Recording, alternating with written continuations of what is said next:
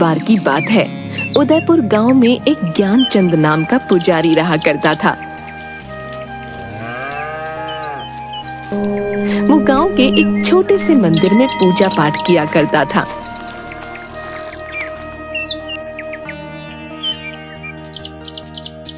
लेकिन ज्ञानचंद एक कपटी और लालची इंसान था। एक दिन गांव का सबसे धनी बनिया कुछ सोने की मोहरें और चांदी के सिक्के लेकर मंदिर आता है और ज्ञानचंद पुजारी से बोला, ये लीजिए पुजारी जी, आज भगवान के चरणों में देने के लिए कुछ दान लाया हूँ। अरे हाँ हाँ, क्यों नहीं। भगवान के चरणों में जो भी तुम सच्ची भावना से चढ़ाओगे उसका तुम्हें दुगना ही मिलेगा। हाँ। जिसके बाद वो धनी बनिया सोने की कुछ मोहरें और चांदी के कुछ सिक्के मंदिर की दान पेटी में डाल देता है। ये देखकर ज्ञानचंद पुजारी की आंखों में लालच आ जाता है। अरे वाह, इतना सारा धन, अगर ये मुझे मिल जाए तो मेरे तो मजे ही आ जाएंगे। हाँ, वाह, पूरी जिंदगी इस मंदिर का पुजारी बनकर नहीं गुजारनी पड़ेगी। हाँ। अच्छा पुजारी जी, अब मैं चलता हूँ। जिसके बाद वो वहाँ से चला जाता है। तभी ज्ञानचंद दान पात्र में से धन निकालकर एक पोटली में अपने घर ले जाता है।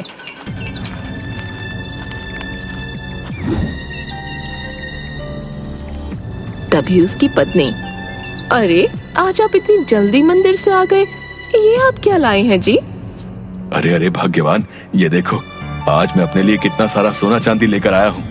अब देखना भाग्यवान, हम मौत से अपना जीवन गुजारेंगे। हाँ, देखो देखो, तुम ही देखो कितना सारा धन है।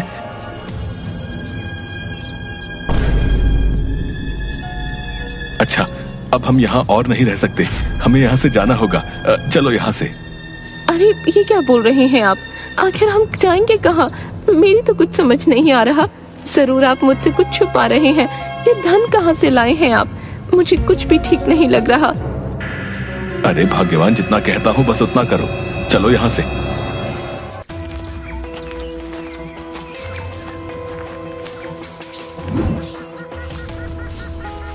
थोड़ी दूर चलने पर वो एक जंगल में पहुंचे, जहां उसे एक घास से बनी झोपड़ी दिखाई दी। अरे देखो भाग्यवान, वो सामने झोपड़ी है। चलो चलो, आज रात हम उस झोपड़ी में काट लेंगे, सुबह होते ही यहाँ से निकल जाएंगे। ठीक है जी, जैसा आप ठीक समझें। तभी दोनों उस झोपड़ी के अंदर जाते हैं। झोपड़ी में एक तरफ आग जल रही होती है और एक जगह कुछ जानवर की हड्डियां पड़ी होती हैं, जिसे देखकर ज्ञानचंद की पत्नी थोड़ी डर जाती है। देखिए जी, मुझे ये झोपड़ी सही नहीं लग रही। देखिए ना, यहाँ जानवर की हड्डियां भी बिखरी पड़ी हैं। नहीं नहीं, चलिए आप यहाँ से। अरे भाग्यवान, अब इतनी रात को हम आखिर कहाँ जाएंगे? भाग्यवान, कहीं ऐसा ना हो कोई हमसे हमारा ये धन छीन ले। नहीं नहीं, मैं ऐसे नहीं होने दे सकता। हमें आज रात यहीं रुकना होगा।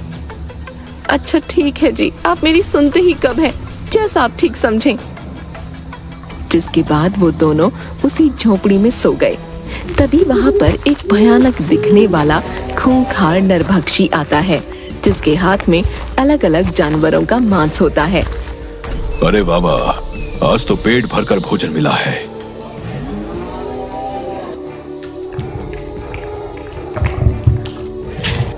हाँ, आनंद आ गया। तभी उसे ज्ञानचंद पुजारी के सोने की आवाज सुनाई देती है, जो खर्राटे मार रहा होता है। अरे ये किसकी आवाजें आ रही हैं? कौन है यहाँ?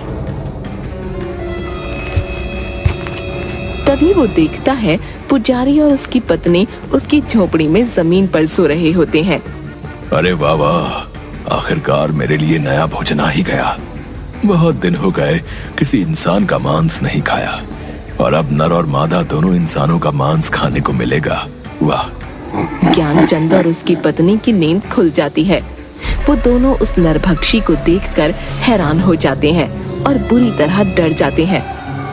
मैं तुम दोनों को खा जाऊंगा। आज मेरे पेट को भरपूर शांति मिलेगी। हाँ, मैं खूंखार नरभक्षी हूँ। मुझे इंसानों का मांस खाने में बहुत मजा आता है। हाँ। अरे अरे, हमें छोड़ दो, जाने दो। हमें नहीं पता था ये तुम्हारी झोपड़ी है। हमें रुकने के लिए शरण चाहिए थी, इसलिए इस झोपड़ी में आ गए। छोड़ दो, हमें जाने दो। मैं एक मंदिर का पुजारी हूँ और पूर्ण रूप से शाकाहारी हूँ। कभी मांस को हाथ नहीं लगाया है। ऐसे में हमें खाने में बिल्कुल भी मजा नहीं आएगा। छोड़ दो, हमें जाने दो। क्या कहा? तुम शाकाहारी हो? तुम दोनों को खाकर मुझे न स्वाद आएगा और न मजा, इसलिए मैं तुम दोनों को नहीं खाऊंगा। लेकिन तुम्हें इसके बदले में मेरे लिए जंगल से जानवर का मांस लाना होगा। जाओ और जाकर मेरे लिए मांस लेकर आओ। मेरी भूख को शांत करो, जाओ, वरना मैं तुम्हें ही खा जाऊंगा। हाँ हाँ, क्यों नहीं, हम दोनों अभी जंगल जाते हैं और तुम्हारे लिए किसी जानवर का मांस लेकर आते हैं। नहीं, तुम दोनों नहीं जाओगे, सिर्फ तुम जाओगे। अगर तुम वापस मेरे लिए मांस लेकर नहीं आए तो तुम्हारी ये पत्नी मेरे पास यहीं मेरी झोपड़ी में रहेगी। अगर तुम जल्दी से मेरे लिए जानवर का मांस नहीं लेकर आए तो मैं तुम्हारी पत्नी को खा जाऊंगा, समझे? अब जाओ यहाँ से। राक्षस महाराज, ये आप क्या बोल रहे हैं? नहीं नहीं, आप मेरी पत्नी को नहीं खाइएगा। मैं अभी आपके लिए किसी जानवर का मांस लेकर आता हूँ। मैंने तो पहले ही कहा था ये झोपड़ी मुझे सही नहीं लग रही, लेकिन आपके धन पाने की लालच में हमें इतनी बड़ी मुसीबत में डाल दिया। अब इस नरभक्षी के लिए किसी जानवर का मांस लेकर जल्दी आइएगा, वरना ये नरभक्षी मुझे खा जाएगा। नहीं नहीं भाग्यवान, तुम चिंता मत करो, मैं जानवर का मांस लेकर जल्दी ही वापस आ जाऊंगा। जिसके बाद वो जंगल जाता है।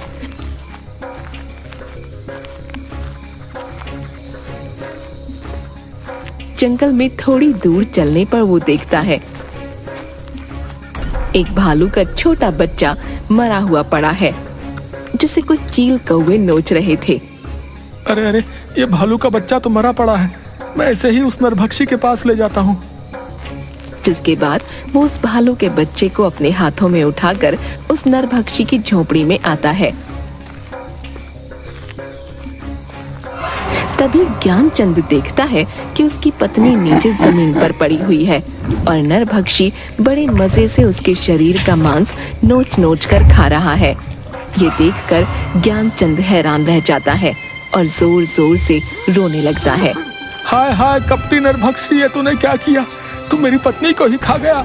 अरे मैं तो तेरे लिए जानवर का मांस लेकर आया हूँ, लेकिन तुझे जरा भी सब्र नहीं हुआ, मेरी पत्नी को ही मार डाला। तुम्हें आने में इतनी देर कैसे हो गई?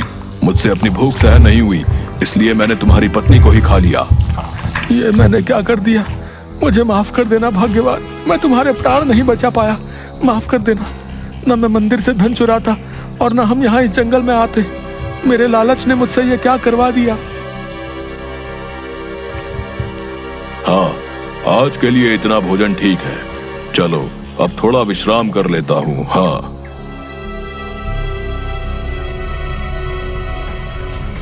जिसके बाद वो अपनी झोपड़ी में सो जाता है। तभी ज्ञानचंद रोते हुए अपनी पत्नी की हड्डियों को उठाता है और जंगल की ओर चल देता है। वो अपनी पत्नी की हड्डियों को लेकर जंगल में जाता है और एक विशाल पेड़ के नीचे बैठ जाता है और रोने लगता है। मुझे माफ कर देना भाग्यवान, मेरे लालच ने तुम्हारी ये दशा कर दी है। मुझे बहुत पछतावा है, भगवान मुझे माफ कर देना। तभी उसे रोते देख पेड़ पर से एक गिद्ध की आवाज आती है। क्या हुआ है तुम्हें? तुम क्यों रो रहे हो? ये मेरे सोने का वक्त है, लेकिन तुम मेरी नींद में बाधा डाल रहे हो। ज्ञानचंद उसे देखकर थोड़ा डर जाता है। उस खूंखार नरभक्षी ने मेरी पत्नी को मार डाला। अब मैं क्या करूंगा? मेरी प्रिय पत्नी मुझे छोड़कर चली गई है। अब भला मैं जीवित रहकर क्या करूंगा? अब मैं भी मर जाना चाहता हूँ। मैं खुद ही उस खूंखार नरभक्षी को अपने आप को समर्पित कर दूंगा। अब मैं जीना नहीं चाहता। उस खूंखार नरभक्षी ने तुम्हारी पत्नी को भी मार डाला है। इस खूंखार नरभक्षी का आतंक तो इस जंगल में बढ़ता ही जा रहा है, जिसकी वजह से अब इस जंगल के जानवर पूरी तरह से खत्म होने को हैं। वो एक खूंखार नरभक्षी है, लेकिन मैं इसमें तुम्हारी सहायता कर सकता हूँ। तुम्हारी पत्नी फिर से जीवित हो जाएगी। ज्ञानचंद ये सुनकर थोड़ा खुश हो जाता है। क्या सच में तुम सच बोल रहे हो? क्या मेरी पत्नी फिर से जीवित हो सकती है? तुम कौन हो? आखिर मेरी पत्नी कैसे जीवित हो सकती है, बताओ मुझे। मेरा नाम गरुड़राज है। मेरे पास दैविक शक्तियां हैं, इसलिए वो खूंखार नरभक्षी मुझे कुछ नहीं कर सकता। तुम्हारी पत्नी का जीवित होने का सिर्फ एक ही रास्ता है, जिस पर चलकर ही तुम अपनी पत्नी को जीवित कर पाओगे, लेकिन वो रास्ता बहुत कठिन होगा। गरुड़राज, आखिर क्या है वो कठिन रास्ता? मुझे बताओ, मैं अपनी पत्नी को फिर से जीवित करने के लिए किसी भी कठिन रास्ते पर जाऊंगा। इस जंगल के उस पार एक गुफा है जिसमें एक बहुत ही महान तपस्वी देवराज रहा करते हैं। तुम्हें उनसे मिलना होगा। वही तुम्हारी पत्नी को फिर से जीवित करने की राह दिखाएगा। लेकिन देवराज तपस्वी किसी भी इंसान को अपनी गुफा में इतनी आसानी से आने नहीं देता। तुम्हें उससे मिलने के लिए कई चुनौतियों का सामना करना पड़ेगा।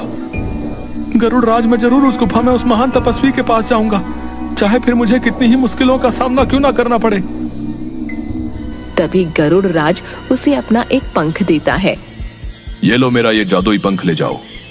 जब तुम उस गुफा में मुश्किल में आओगे तब ये मेरा जादुई पंख तुम्हारी सहायता करेगा। ज्ञानचंद वो पंख लेकर जंगल के पार वाली गुफा में जाता है।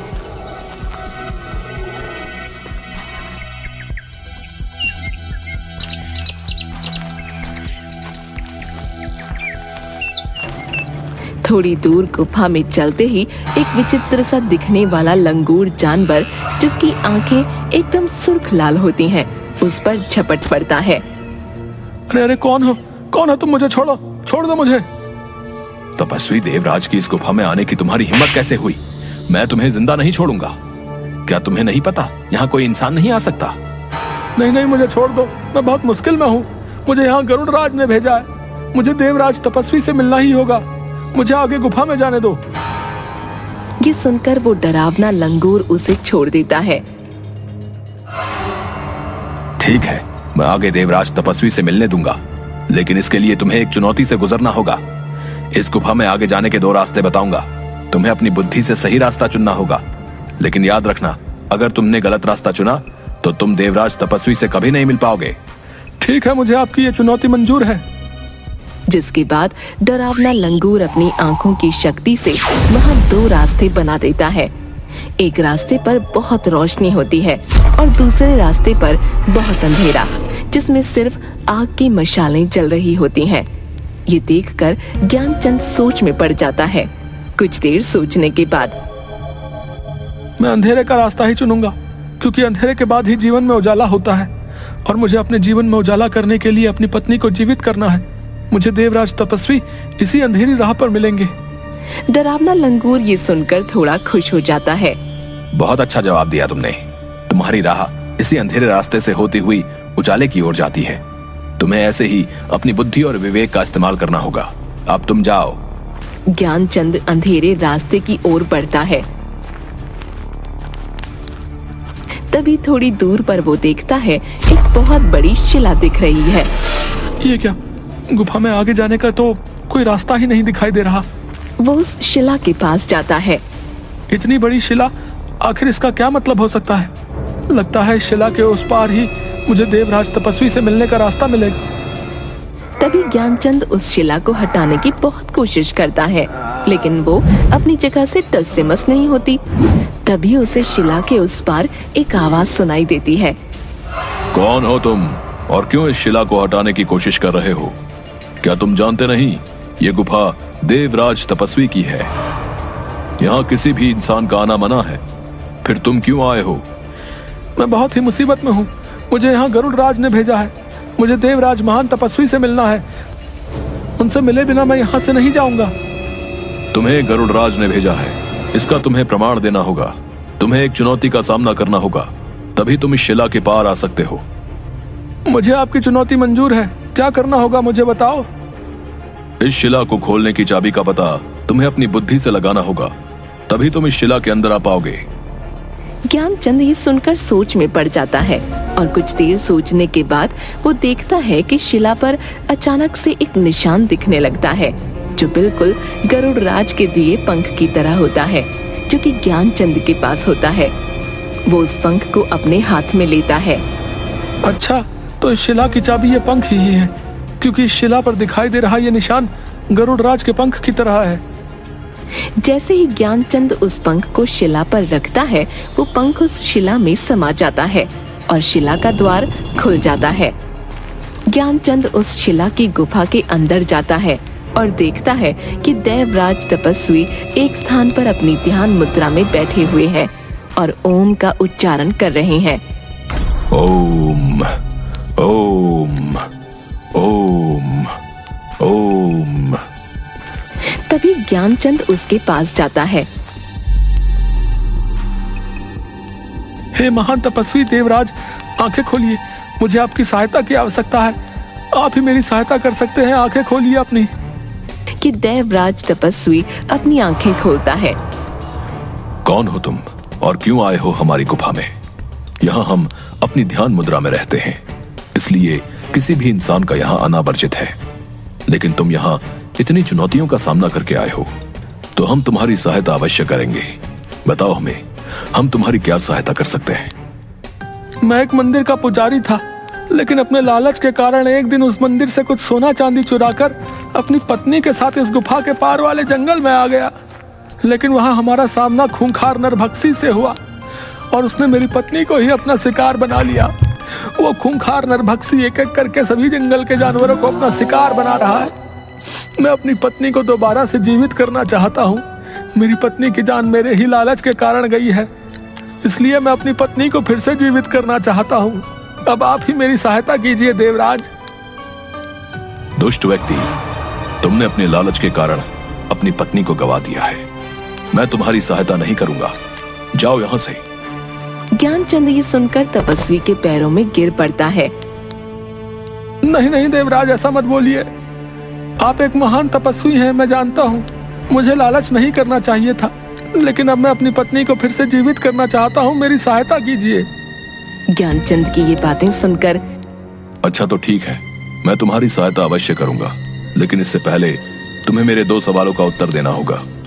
तुम्हारे दूसरे उत्तर में ही तुम्हें वो वस्तु मिलेगी जिससे तुम अपनी पत्नी को दोबारा जीवित कर सकते हो, और उस खूंखार नरभक्षी का विनाश भी उसी से होगा। इसलिए तुम्हें अपनी बुद्धि और विवेक का उपयोग करके ही दोनों उत्तर देने होंगे। अगर कोई भी उत्तर गलत हुआ तो हम तुम्हारी सहायता नहीं करेंगे। तुम्हें यहाँ से खाली हाथ ही जाना होगा। नहीं नहीं तपस्वी देव, मैं यहाँ से खाली हाथ नहीं जाना चाहता। मैं आपके दोनों सवालों का सही उत्तर देने की जरूर कोशिश करूंगा। तो बताओ, तुम्हारा पहला प्रश्न है, इस संसार में मनुष्य के जीवन में भाग्य बड़ा है या बुद्धि? ज्ञानचंद ये सुनकर थोड़ा सोच में पड़ जाता है। आपके इस प्रश्न का उत्तर बुद्धि है देवराज तपस्वी, क्योंकि मनुष्य के जीवन में बुद्धि ही वो मार्ग है जिस पर चलकर भाग्य को बदला जा सकता है। भाग्य कभी भी बुद्धि को नहीं बदल सकता है, लेकिन बुद्धि में वो गुण होते हैं कि वो भाग्य को बना और बिगाड़ सके। इसलिए भाग्य और बुद्धि में बुद्धि ही बड़ी है। बहुत ही उत्तम, तुमने बिल्कुल सही उत्तर दिया है। मनुष्य अपनी बुद्धि से ही कुछ भी हासिल कर सकता है। भाग्य का मार्ग बुद्धि के मार्ग के आगे छोटा होता है। अब तुम्हें अपने दूसरे प्रश्न का उत्तर देना होगा। यह प्रश्न तुम्हारे लिए बहुत महत्वपूर्ण है और कठिन भी। अगर तुमने इसका सही उत्तर नहीं दिया तो तुम्हें यहां से खाली हाथ ही लौटना होगा। तो बताओ, इस संसार में मनुष्य के जीवन में भूख, प्यास, नींद और आशा, इन चारों में से सर्वश्रेष्ठ क्या है? ज्ञानचंद सोच में पड़ जाता है। आपके दूसरे प्रश्न का उत्तर आशा है देवराज, क्योंकि आशा अर्थात उम्मीद पर ही यह संसार टिका हुआ है। क्योंकि मनुष्य के जीवन में एक आशा ही होती है जो मनुष्य के जीवन में कठिन से कठिन कार्य को भी करने की ताकत देती है। मनुष्य जीवन में आशा घने अंधेरे में उस रोशनी की किरण की तरह है जो मनुष्य को घनघोर कष्ट में भी जीने की प्रेरणा देती है। वाह, बहुत ही उत्तम उत्तर। तुम्हारा ये उत्तर भी बिल्कुल सही है। मैं तुमसे बहुत खुश हुआ। तुम्हारी बुद्धि ने मुझे प्रभावित किया, इसलिए मैं तुम्हारी सहायता अवश्य करूंगा। तभी तपस्वी उसे एक जल से भरा अपना लोटा देते हैं। ये लो, ये अमृत ही तुम्हारी सहायता करेगा। इसे उस नरभक्षी की आंखों में डाल देना और इसकी कुछ बूंदें अपनी पत्नी की हड्डियों पर डाल देना, जिससे तुम्हारी पत्नी जीवित हो जाएगी। ज्ञानचंद वो अमृत अपने हाथों में ले लेता है। आपका बहुत बहुत धन्यवाद तपस्वी देवराज। अब मैं इस अमृत से अपनी पत्नी को दोबारा जीवित कर पाऊंगा और उस नरभक्षी का अंत भी। जाओ, तुम्हारा कल्याण होगा।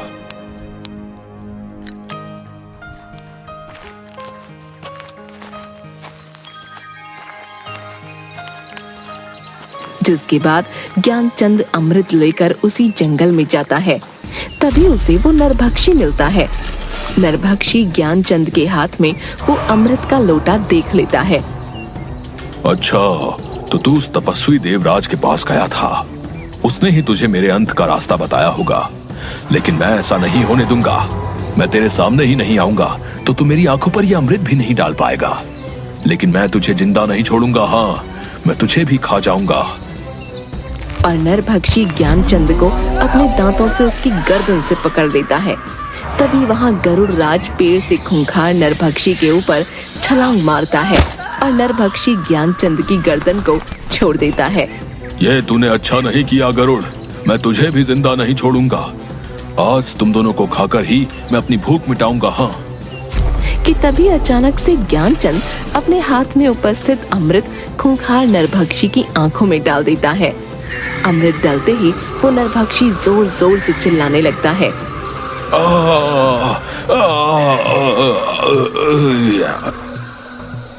और देखते ही देखते जलकर भस्म हो जाता है। जिसके बाद ज्ञानचंद और गरुड़ की आंखों में थोड़ी खुशी दिखाई देती है।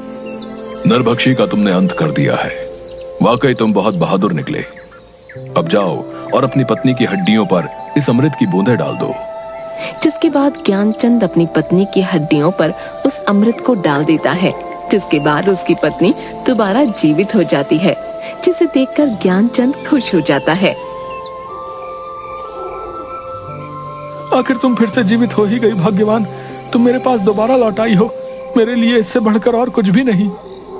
लेकिन ये सब कैसे हुआ जी? मुझे तो उस खूंखार नरभक्षी ने मार डाला था, फिर ये सब कैसे हुआ? जिसके बाद ज्ञानचंद अपनी पत्नी को सारी बात बताता है। आप तो सच में एक बहादुर इंसान निकले जी। आपने लालच में जो पाप किया था उसकी सजा आपको इस रूप में मिली जी। आपके लालच ने मुझे सदैव के लिए आपसे दूर कर दिया था, लेकिन आपके पश्चाताप और मुझे दोबारा जीवित करने की इच्छा ने मुझे फिर से आपके पास वापस ला दिया है। अब आप कभी भी लालच की झांसे में मत आइएगा। हाँ नहीं भाग्यवान, मुझे समझ आ गया है, मनुष्य को लालच सिर्फ विनाश की ओर ही ले जाता है। दोनों खुश रहो। आज तुम्हारी वजह से इस जंगल को इस नरभक्षी से मुक्ति मिली। धन्यवाद। आपका भी बहुत बहुत धन्यवाद गरुड़ राज, आपकी सहायता के बिना ये संभव नहीं था।